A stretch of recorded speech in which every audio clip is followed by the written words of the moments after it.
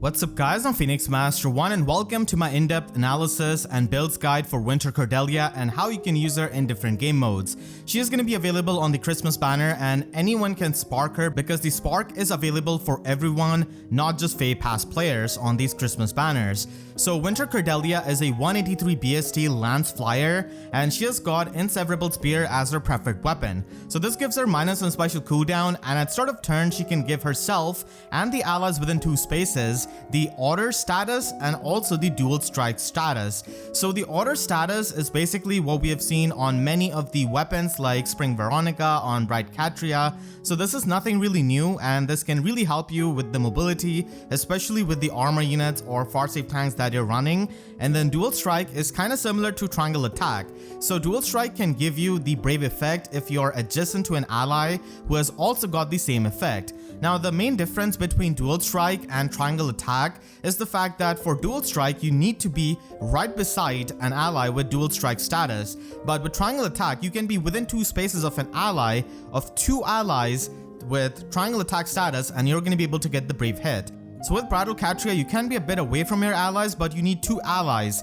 With dual strike and with Winter Cordelia, you don't really need to be having more than 1 ally, but you need to be right beside them. So the proximity is different between these 2 things, and that is definitely going to be changing how they are viable. But overall, she is going to be functioning as a pretty similar unit to Bride Catria because of being such a good support unit. And then finally, this weapon can do a lot more things for her than Bride Catria for the combat aspect. So she gets plus 6 attack and speed in the combat and also gets plus 1 special charge per attack, both her attacks and also the enemy's attacks, which means that she can actually function as a pretty good Gale Force unit without really requiring Heavy Blade or anything like that, which Bride Catria would need. So this makes her into a pretty solid unit, just combat wise as well, and she's going to be providing absolutely amazing support too. Her base kit does have some really good skills like Attack Speed Clash 4, which is going to be giving you really good offenses and can also provide you with attack and speed debuff neutralization. So the Clash skill is absolutely perfect with the Orders buff because the Clash skill do count the spaces moved even if you teleport. So it does have good synergy with the Orders buff that she can give to herself. She also has Flow Guard to get the partial null follow-up, the offensive half, so that she can double the enemies with follow-up negation and pretty much get the Gale Force off. And the guard effect is definitely going to be pretty helpful. She also has defense res hold, which is a pretty new skill in the line of the hold skills, and she doesn't really have any kind of adaptive damage, but this is pretty much here to support the allies because you do need to be adjacent to her to get the dual strike effect. So if you're doing that, then the enemy that you're attacking is going to be in the range of the hold skill, so you're going to be able to benefit out of the debuffs of the hold skill if you just attack beside her. So that is pretty much the aim of this hold skill on her, even though she lacks any kind of adaptive damage herself. Her Harmonic skill is definitely pretty amazing and it actually is going to be functional with a lot of very strong Awakening and Fates units compared to Bride Catria's Echoes and Binding Blade units. So a lot more meta units are from Awakening and Fates than they are from Echoes and Binding Blade, I feel like. So this effect is definitely going to be helpful in giving plus 6 attack and speed buff to herself and those allies, and also the Resonance Blades effect. And then finally, she can also give the Treachery status to those allies. Now Treachery is basically an upgrade to the Blade Tome effect, and the reason why I say it's an upgrade to Blade Tome is because it also works on the visible buffs, but it actually gives you true damage based on the visible buffs that you've got. So you can pretty much get like 24 true damage per hit if you've got plus 6 to all of your stats. And this Harmonic effect itself does give you plus 6 attack and speed, so you're going to be able to get plus 12 true damage at the very least. In Summoner Duels, this Harmonic skill is definitely going to be really useful and also in Resonant Battles, but in Aether Raids, against any kind of good team, they are going to be having Duo's Hindrance, so it's not going to be easily available. But if you do take out their Duo units on a Gale Force team, then you're definitely going to be able to use this effect and maybe bust through a tank that you were otherwise having trouble with. So Winter Cordelia is definitely going to be shining in Aether Raids offense, and she's going to be much better than Bride Catria when it comes to Gale Force team comms. And as you guys know, I do use Bride Catria on my own offense in the Astra season, and you've seen me use her many times. So Winter Cordelia is pretty much an upgrade of that because you wouldn't need 2 allies within 2 spaces to get the Brave effect. And getting these Brave effects is really helpful in Aether Raids offense, because tanks nowadays are very bulky, and if people use near safe tanks, then this Brave effect might be the way of beating them. So it is going to be helpful in many scenarios, but if you do want to use her in Aether Raids defense, then she is going to be a decent side grade to Bride Catria if you don't really have her. But I would still say that Bride Catria is overall a bit better for Aether Raids defense. They both function similarly, but the proximity is what makes the difference. So she can be a decent side grade right there, but I'm personally still going to be keeping Bride Catria on my Aether Raids defense. The next best competitive game mode for her is going to be Summoner Duels S. The reason being is that you can run a Bride Catria team, and then you can run a Winter Cordelia team, and you can really scare away the raid boss strat users because you're going to be able to have these brave effects. And Winter Cordelia definitely makes it a lot easier to bust through a lot of the raid bosses because of the treachery effect that you can get out of her Harmonic skill. So the Harmonic skill is definitely going to be playing a bigger factor, I feel like, in Summoner Duels than it does for Bride Catria. And then she's going to be useful in resonant battles because she inherently has value there because of being a harmonic unit. So she's going to be useful for the scoring, and she does have good mobility and can provide that amazing treachery support. So you can try and kill many of the guardians basically that might be annoying. But the thing is that she herself lacks Canto unless you go and give her the Trace skill. And it's a bit hard to Gale Force in resonant battles and also set up Wings of Mercy because of the healing that you can get. So that is going to be one annoying thing, but still overall she's going to be pretty solid. In Arena, she does score 190 BST at max, and she's going to be providing some useful support, especially with the Otter's effect, and the Dual Strike is going to be helping you take out many of the plus 10 units. But the thing is that at this kind of rarity, with a 5-star logged unit, you do desire a bit higher score. So unfortunately, Cordelia doesn't really provide that. And when it comes to Arena Assault, she's going to be an amazing unit even as a one-off copy. And she could be used with a different blessing than Bride Catria so that she can be used in a different season, or you could just have them both be in a same season and make use of them in a single Arena Assault run. And finally, she's going to be absolutely trivializing Rokkr Siege more than Bride Catria actually, because you just need one ally within one space of Dual Strike ally. So it's pretty easy to get the Brave effect. So what you want to do is basically just use 2 dancers with your main weapon strangle advantage nuke or someone with effective damage and just get the Brave hits, and she herself can get the Gale Force off, so that's pretty good. So she's going to be making it very easy to get the max 200k scores every single time, and she is definitely the go-to unit to use in Rokkr Siege every single time. I guess it's also worth noting that she's not going to be as good as Bride Catria and Pawns of Loki game mode because you need to be specifically right beside the Dual Strike ally to get the Brave effect. So there it's going to be a bit hard to do unless you're just going to be using mages on your front line and they can just attack the enemies in front of them and get the Brave effect. So overall, Bride Catria is better for Pawns of Loki. Overall, Winter Cordelia is a really solid and amazing unit who is going to be meta influential because she is really functionally similar to Bride Catria. Now that might be boring for many people, but being functionally similar to one of the best units in the game is definitely not that bad from a functionality standpoint. So she is going to be having competitive use and especially is going to be really helpful for Aether Raids offense Gale Force teams and also for Summoner Duels S players because you can just have 2 teams with one with Bride Catria and one with Winter Cordelia now. So people who do care about those competitive aspects are going to be trying to spark her. I myself did spark her on my free-to-play account because I love Gale Forcing in Aether Raids offense. But depending on if you take, those competitive game modes seriously or not, and if you already have Bride Catria, this may not be a spark for you. Getting spark is really helpful because it is a guaranteed summon, and these kinds of seasonal units, once they are gone from the spark, they are not going to be that easy to get. So definitely consider if you need her for your use case and if you should be sparking or not. She's definitely worth a spark if you are interested because like I said, she can function in so many of the other game modes and basically function as another Bride Catria. And overall, I do think that she is a side grade to Bride Catria. I don't really think that she's better than her.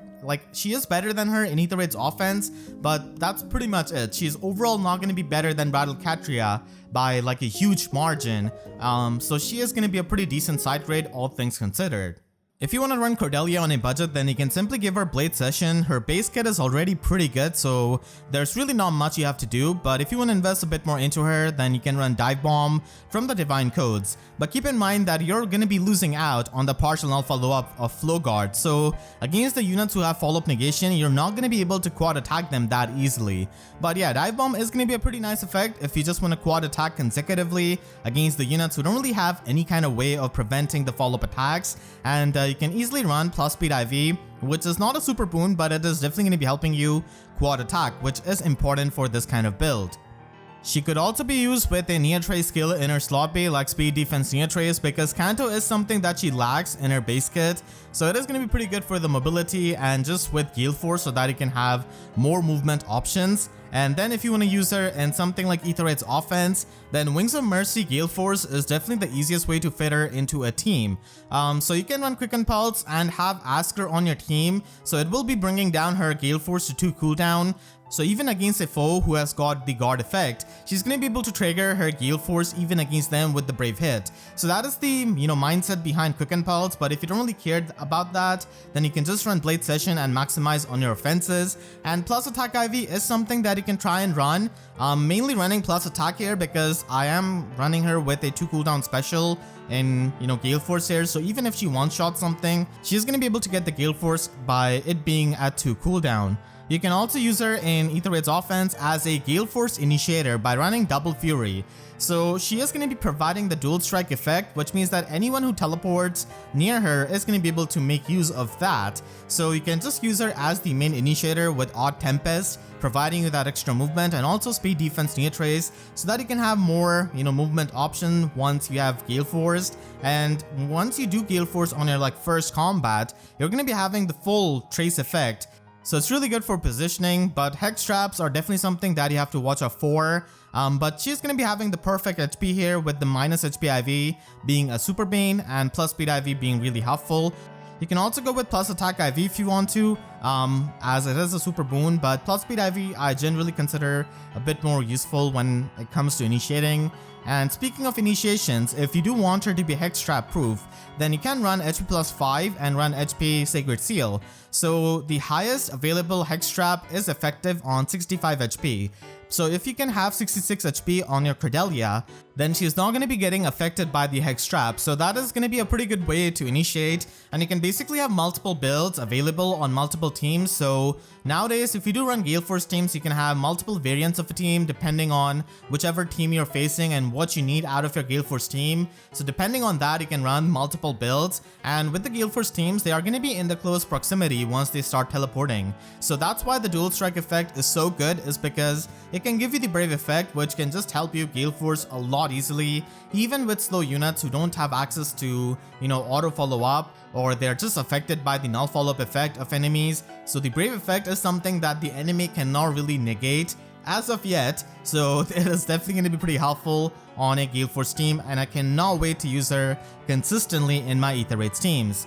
If you do want to use her in Summoner Duels, then Gale Force is of no use, so you can just run Moonbow or have Luna or even have Ruptured Sky.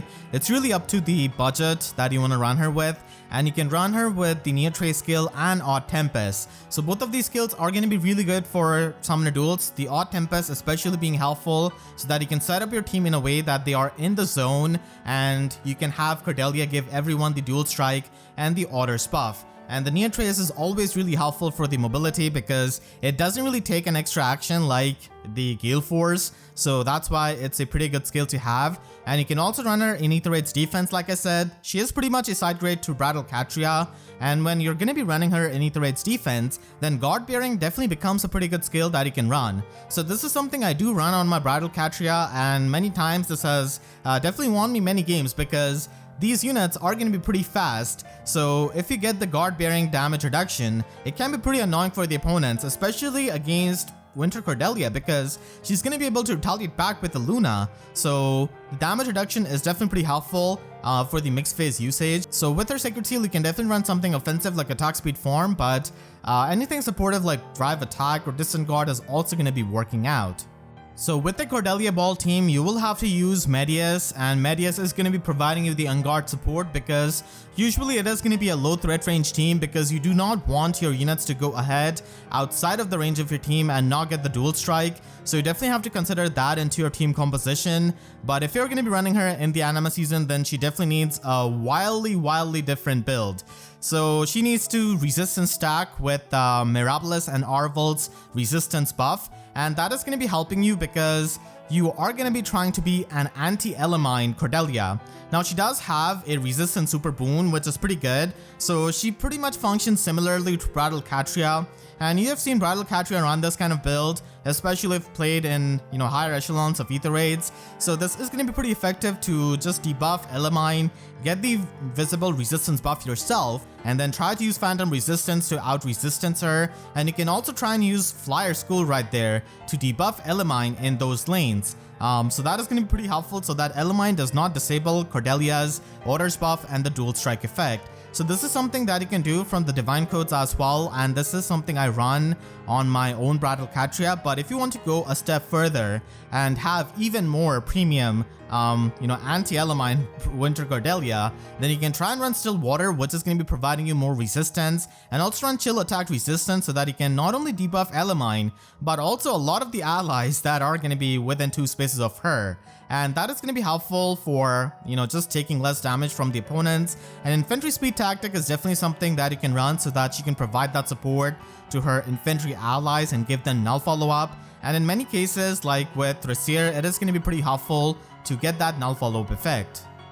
Finally, if you do have her at plus Immerse, then she could be used in Arena with her max scoring build with Seal Defense 4. So you do need to run a 300 SP slot B skill so that you can have the max arena scoring. And you can run this kind of build to score 190 BST. And she's going to be really solid there with the Orders buff and the dual strike status. Make sure to share this video with your friends if they're a big fan of Cordelia and if they're trying to pull her. And if you enjoyed, then please be sure to leave a like and a comment, helps me tremendously. And if you really enjoyed, you could always support me directly by using super thanks or by becoming a YouTube member down below as well. And for more FEH videos, make sure to subscribe and hit the notification bell because YouTube sub boxes are about as functional as dual strike if you're not adjacent to an ally. So with that, let's see you guys next time. Thank you so much for watching and have a great day.